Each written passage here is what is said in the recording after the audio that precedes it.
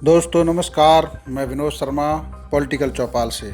आज हम चर्चा करेंगे बिहार में प्रेशर पॉलिटिक्स की। यह नाम इसलिए जरूरी है कि 2019 के चुनाव में भारतीय जनता पार्टी, जनता दल यू और लोक जनशक्ति पार्टी के बीच में जो वोट परसेंटेज मिला, उसके बाद से इन तीनों दलों के बीच में अपनी अपनी सीट बढ़ाने की होड़ लग गई। थोड़ा इसको विस्तार से समझाते हैं। 2015 का जब चुनाव हुआ था, उस समय जनता दल यू ने 70 सीटें जीती थी, भारतीय जनता पार्टी ने 54, राष्ट्रीय जनता दल ने 80 और लोक जनशक्ति पार्टी ने 2। इसके साथ कांग्रेस ने 27 सीटें जीती थी। 2019 के जो चुनाव हुए हैं, उनमें जो विधानसभावार अगर आकलन करें तो बीजेपी ने 96 विधानसभा में, जनता दल यू ने 92 में, लोक जनशक्ति पार्टी ने 35 में, राष्ट्रीय जनता दल ने 9 में, कांग्रेस ने 5 विधानसभा क्षेत्रों में बढ़त बनाई। अब यहाँ भारतीय जनता पार्टी, जनता दल यू और लोक जनशक्ति पार्टी, जो तीनों एक ही दल के गठबंधन में हैं, इन्होंने एक अपने अपनी जो सीटें हैं उनको बढ़ाने का प्रेशर बढ़ा दिया है। सबसे ज़्यादा लोक जनशक्ति पार्टी जनता दल यू से सीधे टकराव के मूड में है, क्योंकि जनता दल यू लोक जनशक्ति पार्टी को उतनी सीटें देने के पक्ष में नहीं है जितनी वो मांग रहे हैं। इसलिए चिराग पासवान ने वहाँ विद्रोही तेवर अपना रखे हैं और हाल ही में उन्होंने कोरोना को लेकर प्रधानमंत्री कार्यालय से की गई टिप्पणी पर सवाल उठा दिया है। पीएमओ ने जो लिस्ट जारी की है, उनमें बिहार का नाम है कि जहां पर कोरोना के टेस्ट कम हो रहे हैं, उनको बढ़ाने की जरूरत है। इसी को आधार बनाते हुए चिराग पासवान ने मुद्दा उठाया, जिस पर जनता दल यू के लल्लन सिंह जो सांसद हैं, उन्होंने कोई ऐसी टिप्पणी की जिसको चिराग पासवान ने प्रधानमंत्री का अपमान बताया।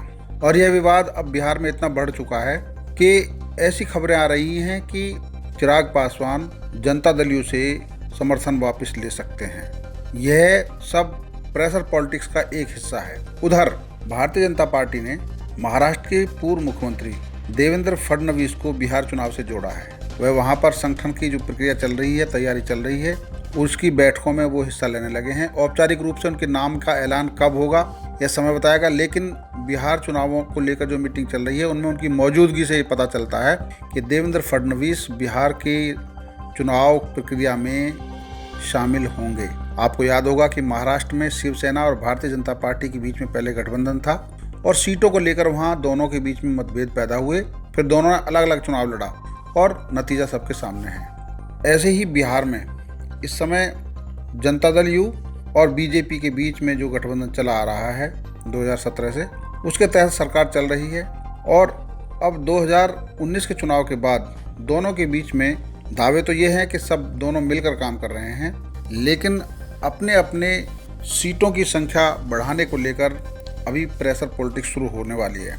इसी को लेकर देवेंद्र फडणवीस और भूपेंद्र यादव, जो बिहार के प्रभारी हैं भाजपा के, उन दोनों ने कसरत शुरू कर दी है। इसके साथ साथ बहुजन समाज पार्टी का 2.2% वोट पर चंद्रशेखर की पार्टी आज़ाद समाज पार्टी की नज़र है। आज़ाद समाज पार्टी के राष्ट्रीय अध्यक्ष चंद्रशेखर ने हाल ही में घोषणा की कि वो बिहार के सभी 243 विधानसभा क्षेत्रों पर अपना प्रत्याशी उतारेंगे।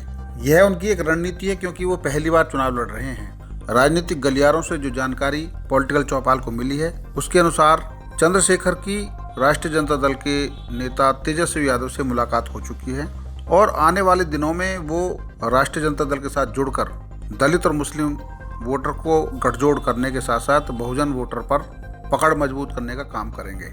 यह गठबंधन कितना मजबूत होगा, कांग्रेस की नज़र उस पर है, क्योंकि कांग्रेस ने जब 2015 में चुनाव हुए थे तो 27 सीटें जीती थी। अब जब 2019 के विधानसभा चुनाव हुए तो उनके केवल 5 विधानसभा क्षेत्रों में बढ़त थी और राष्ट्रीय जनता दल की सिर्फ 9 में। 2019 से अब 2020 आते आते एक साल में कैसी परिस्थितियां बदली हैं। कांग्रेस क्या 30 साल बाद अपना जनाधार वहां मजबूत करना चाहेगी, क्योंकि कांग्रेस 1990 के बाद दोबारा से बिहार में नहीं आई है। वह सत्ताधारी पार्टी में जरूर रही है, लेकिन नेतृत्व नहीं किया है।